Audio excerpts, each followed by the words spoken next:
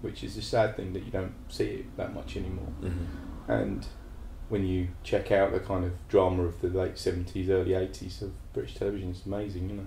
You said, going back to the script, that making this film was kind of almost a reaction to how tied down you had to be on Ideal. So was the script fully formed, or was it kind of more loose plot points and scene points? No, it was fully formed. I mean, let's not say that the experience on Ideal was negative, because it wasn't, of course. The ideal way of working is, when you actually boil down to it, is a traditional Hollywood style of shooting. So, you know, with blocking and coverage and the line and all these things, which is an enormous challenge, you know, and good fun when you get it right.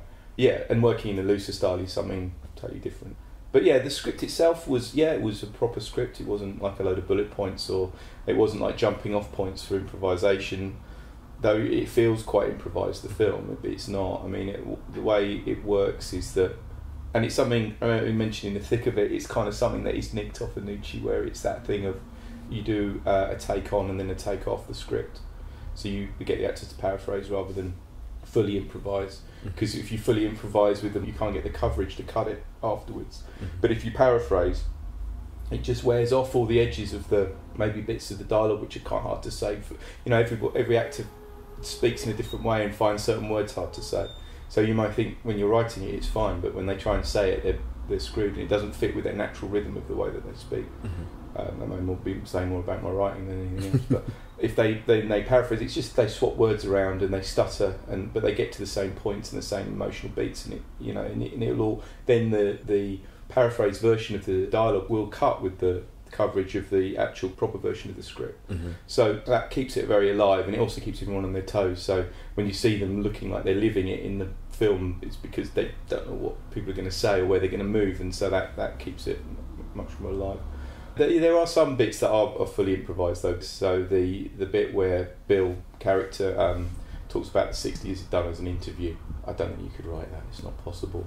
Yeah. It's so nuts and very hard to perform for someone to be talking and free forming those ideas and believing what you're saying, because, you know, obviously Bob Hill, who plays the character, you know, he's obviously not a big time drug dealer, but he's fully experienced through that period, you know, so he understands the ins and outs of what actually happened during that time. So that it's not something for me to write that and put those words into his mouth. You know, it was great to see him just kind of dip into himself and bring it out. Yeah.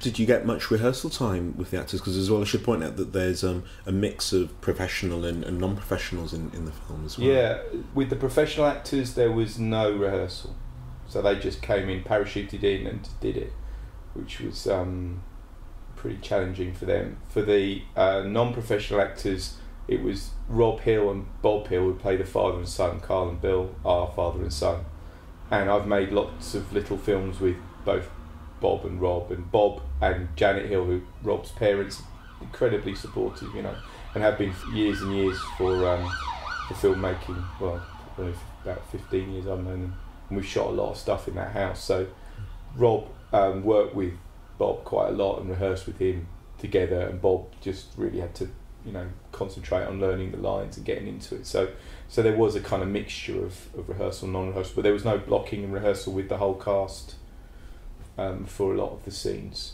which was kind of hard on the actors more than the non-actors, really, because the non-actor guys were, you know, in their own house as well, so they were totally relaxed and at home and in their environment, whereas, you know, the actors have to come down from London or something. They're in this madhouse of people kind of doing their thing, and everyone knows each other. So yeah.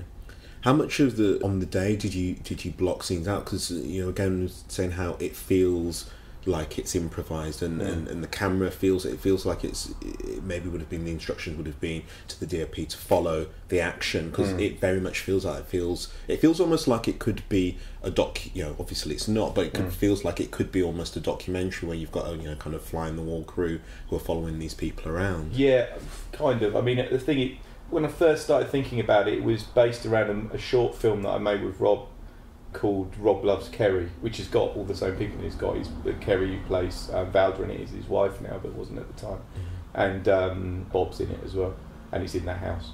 But it was much more cutty, much more extreme, and I kind of went into this film thinking we were going to do it like that. That was like a kind of the blueprint for it. But in the end, it was more traditional than I thought it was going to be. So, you know, we did cover off a lot of scenes from the two perspectives either side, and I think that's probably something that's rubbed off from doing Ideal, to get the coverage and the right amount of coverage, because it feels like it's fly on the wall, but you wouldn't be able to film fly on the wall like that. Well, it's more like I suppose like the older like Grierson documentaries where it was half and half, real people staging real incidents where they move the camera around, so you go, oh, that's weird, and they're talking in that kind of slightly asleep thing of. So yeah, and it, you know, well, basically the way that a scene would be structured is that at the beginning of the day we only shot for 8 days, so we had to move very, very quickly. So we've had the schedule, which is maybe 40 scenes, because the script's very short scenes, a lot of it. So you can do the maths on that and go, oh my god, so 20 minutes a scene, maybe, if you're lucky, 10 minutes. So what I'd do was get a stopwatch and just click it on and go, right, we're going for 20 minutes, we're going to get this, I'm going to do it. They all knew their lines because they're all really professional and cool, and then we just block it and make sure that was all right, and then just pick 2 camera positions and then go. And it was as simple as that, and it kind of, because we were working so fast, it was all quite intuitive and worked really well. Did you light? Yeah, we pre-lit it. You see, for me, I think it's a film that couldn't have been made like 2 years ago or even a year ago, because we're working with red camera in it. It's very sensitive and everything looks amazing on it as far as I can see. And we done a test day about 3 weeks before we shot, just to see if we could move that quick, and we just put a load of polecats up into the ceilings of the rooms with a couple of spots just to bring the exposure up, and that was it. So there was no light tweaks. It couldn't be, because that's the other thing of doing, if you're doing it traditionally or, you know, / properly, every time you move the camera it's going to take you 30 minutes if you're lucky to 40 to an hour. So if we'd have done that, we'd have just died on the spot, because we wouldn't have got one shot away. So we kind of, I think what it is that when I went into it originally, I thought you work backwards. So you think, well, what have you got? Well, I've got Rob and his dad and his house, and I can't write a script that's got lots of location changes, company moves and stuff, because that kills time. So you just go, right, well, you've got those things, now the story comes out of what you can get hold of. And then I thought all the actors I used were people I'd worked with already on other projects who I'd really liked and thought were excellent, and so I kind of channeled the characters, wrote them specifically for those actors, and then when we asked them, nobody said no, so we kind of got a first choice on all those people, so they all fitted. So it was a shorthand. There's much less having to explain to people what they had to do, because they were already the pieces to fit into the puzzle. And that was the way that we could move quickly. If you've got one location and it doesn't need dressing and it doesn't need a lot of lighting, then you can move that fast. You know, we've kind of spoken about how, I suppose, kind of gritty elements of the script are, but one of the things that we haven't really brought up is these comedic moments, but the way that you've placed them, which I think makes them even funnier. I found myself sat here earlier kind of laughing out loud like a loon to myself against these really kind of, I don't know, scary moments. I'm thinking particularly when Carl is looking for the letters and he's going mad. You see his girlfriend feeling really nervous, and then there's just the one line when he goes, "Oh, there they are," which just completely cracked me up. And so I'm presuming that kind of juxtaposition of the really horrible against these comedic moments, that was something that was purposely built into the script. It's totally hardwired into all the script, and it had come from the short film, and it had come from stuff that I'd been thinking about for a while with comedy as well, where what kills comedy stone dead and kills drama stone dead as well is exposition and explanation.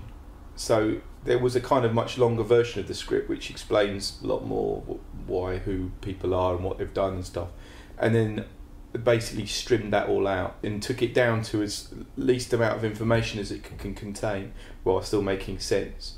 So that was one thing. And then the other thing was like banging up, really hard cutting between pathos and comedy and emotion, so that it just, the gears change and people will argue with each other and forgive each other and move on and then sulk, and but because it's cut, the scenes are cut so quick, because I just thought that in life it's like that. You fall out with people and make up with them very quickly within a few hours. You never see that in movies. Movies are more like an arc, aren't they, where they kind of, the characters start off and they like each other and then they don't and then they kill each other or something like that. But life's much more complicated than that, and that's why I was seeing the kind of Bill and Carl character are kind of, they love each other but they hate each other, and they they can get on really well and they don't get on at all, and then they don't get on with